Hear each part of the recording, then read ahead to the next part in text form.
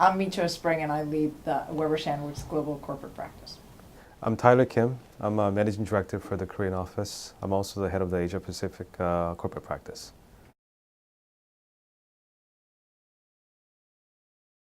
One of the programs that we successfully are implementing in the U.S., particularly in the U.S., are the executive equity engagement we call E3.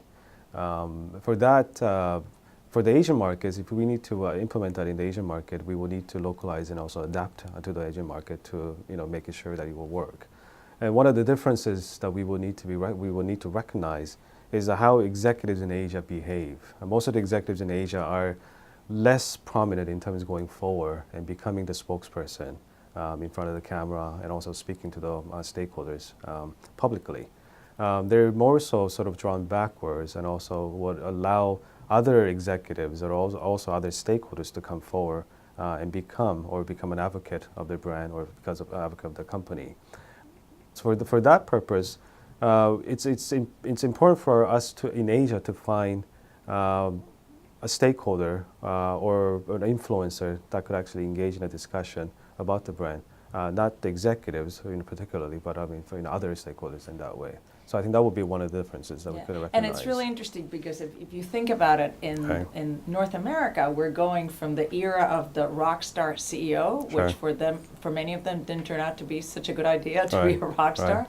to wanting to be much more part of a portfolio of leaders that are really communicating about the brand. And so we've very much gone from the soloist to the part of to the leader of the choir Right. model. Right. Whereas in Asia, from talking to you, I really think it's interesting. They're going from really not wanting to be visible to understanding perhaps that there's got to be a human voice speaking for the brand. So if it's not the CEO, they've got to find authentic storytellers. And I think where both markets meet is in this idea of let's find authentic storytellers that can take the company narrative and really bring it to life at a human level. So it's an interesting confluence of both of very different starting points, but we've arrived, I think, at a common place. Yeah.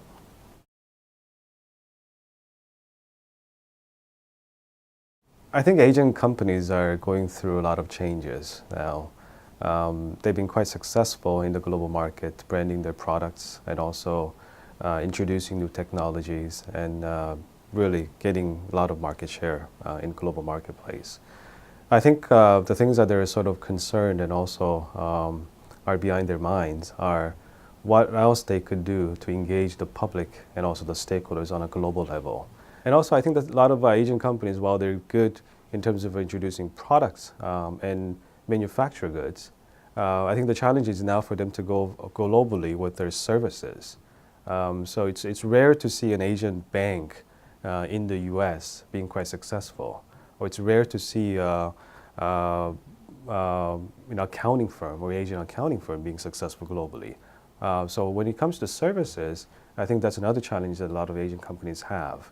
They're good at making products and introducing and selling products abroad, but in terms of the services that they could provide, while they're quite successful in their homeland, for them to take that outside of their home and introduce to the other markets, I think that's a challenge that they're facing, and they need to have a different strategy in terms of how to do that. Talk a little bit, as we were doing, about whether there's a difference in their agility in responding to a crisis. So I think they're more hesitant in terms of going forward. However, they are improving a lot of the Asian companies. I think they're more apologetic at the beginning, and I think a lot of Asian companies, because they're so used to now in a global marketplace, they are adapting new practices and ways of doing things. Not to mention the fact that American companies were not they're not that far ahead in a way. 5 years ago, this was really unheard of to really anticipate crisis and prepare and simulate the way that is done now. I think social media has changed a lot. And I think it's same for American companies or European companies that's operating in Asia. So when they're faced with a crisis, immediately they're first thing that they're thinking about is whether it's a media crisis, bad publicity, they're reacting in terms of lawsuits towards the media and so on and so forth. I mean, these kind of things are not that common in Asia. Yeah. So if there's a defamation within the media, so Asian companies will be less prone to take legal action, because that would be sort of the last thing. Yeah. But a lot of the Western companies that will be the first thing how they will react. So I think that's also the cultural differences in that way.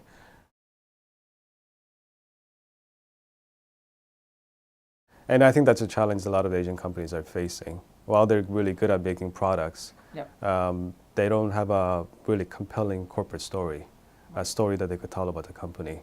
While the consumers recognize the good products from a lot of Asian companies, the company that's behind those products, the consumer's understanding or the consumer's perception of that is not as that high compared to the products.